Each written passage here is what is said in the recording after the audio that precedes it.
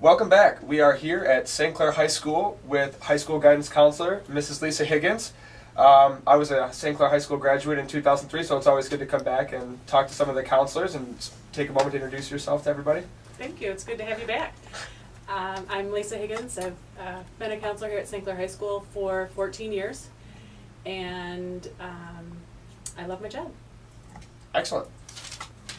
Now we'll just get right into just 5 quick questions here about the issue of bullying. Question 1, how big of an issue is bullying in middle school and high school?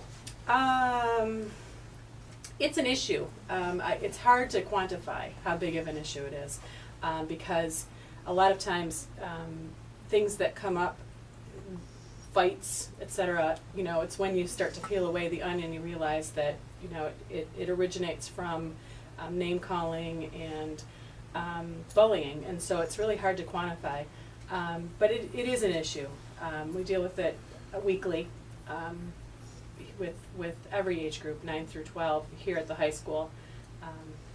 So it's ongoing. So now, have you been a high school counselor your entire 14-year career, or did you ever do a stint in a middle school before? I did a stint in the middle school as a middle school teacher for 1 year. Okay. I taught for 4 years, 1 at the middle school, 3 at the high school, and then have been counseling for 14 years. Okay, so if you can expand on that, between middle school and high school, would you say that there's a differentiation in the types of bullying displayed? Mm-hmm. And if so, how would it be different? Yeah, in the middle school, I think kids are more overt with their bullying.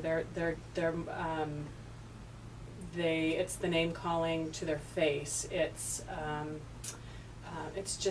more overt. Where in the high school, kids are a little savvier and they're able to conceal it a little more. They're not. It's sly. They're sly about it. Also, I think at the high school we have a huge issue with technology and online bullying. Yeah, the cyberbullying. Cyberbullying, texting. That's huge, and I think that's the biggest difference between middle school and high school. Move right on in here to question number 2. What can teachers, parents, and counselors do to prevent bullying in schools? Be aware all the time. Have your ears turned on. Be connected to what's going on in the classroom and in the hallway, especially at the high school. Kids are sly about it. They a lot of times they're not talking. You don't hear it necessarily set across the room. It's going to be subtle. So you just have to kind of stay connected and in tune. And if you hear something that sounds inappropriate, you have to address it right away in the classroom or in the hallway. Now, do you think that is maybe the biggest problem with, curbing bullying behavior in schools? Is this the lack of involvement by teachers? That, for example, if they see bullying in the hall, they might choose to ignore it and just kind of say, kids are being kids, instead of, just stopping it right there and punishing that student?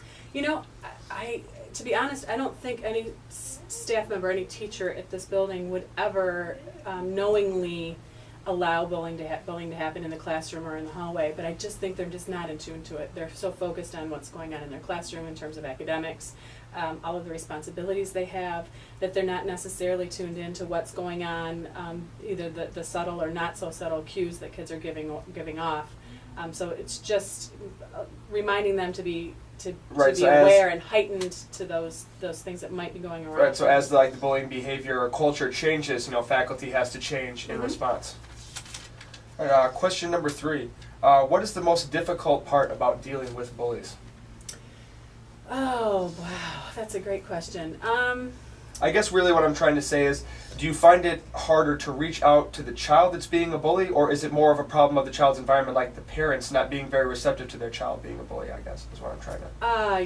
Well, you know what, kids aren't born bullies.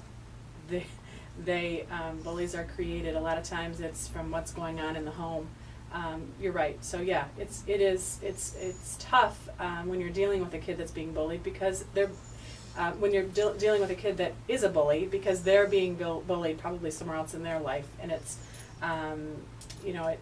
it's hard. Again, I go back to that peeling away at the onion, and getting at why the kid is bullying and what it's about, and trying to help that student and those parents deal with that issue to help stop the cycle.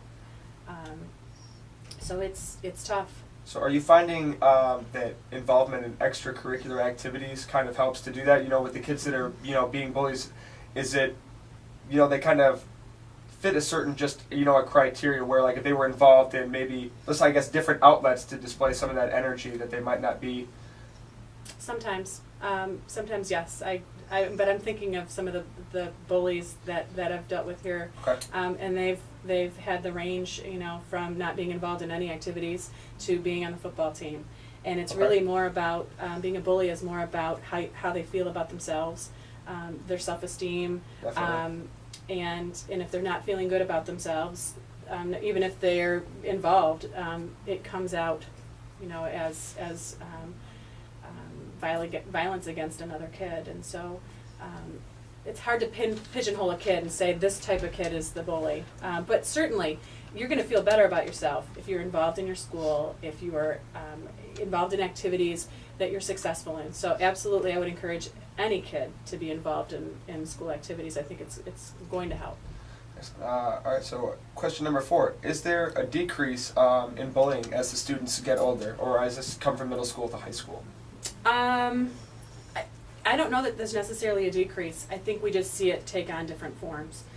Again, much more overt in the middle school, name calling, writing notes about each other, Right. nasty notes. In the high school, we see it take on a different form in terms of, as we talked about, the cyberbullying, the texting, the MySpace, the Facebook, those kinds of things where kids have access to technology. I say all the time that I think technology is the root of all evil at the high school level. Okay. It can be cell phones. The ability to take a picture of someone and then Send it to all your send friends. it to all your friends. Use Photoshop, To do whatever you want. to do what you want, and all of a sudden it's out there for everyone to see, and you can't get it back. And so those are kind of the things that we deal with more often at the high school level, and also,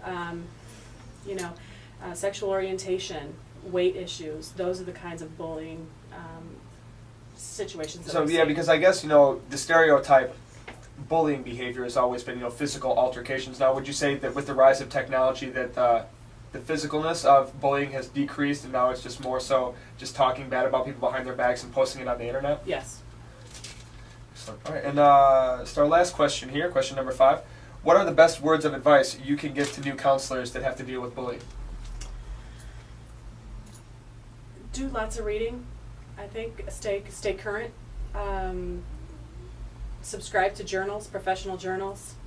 Just stay up to date with what the current trends are, how to help students who are being bullied, how to work with students that are bullies, and those are the best things that I can suggest. Staying current on current information and current research about bullying.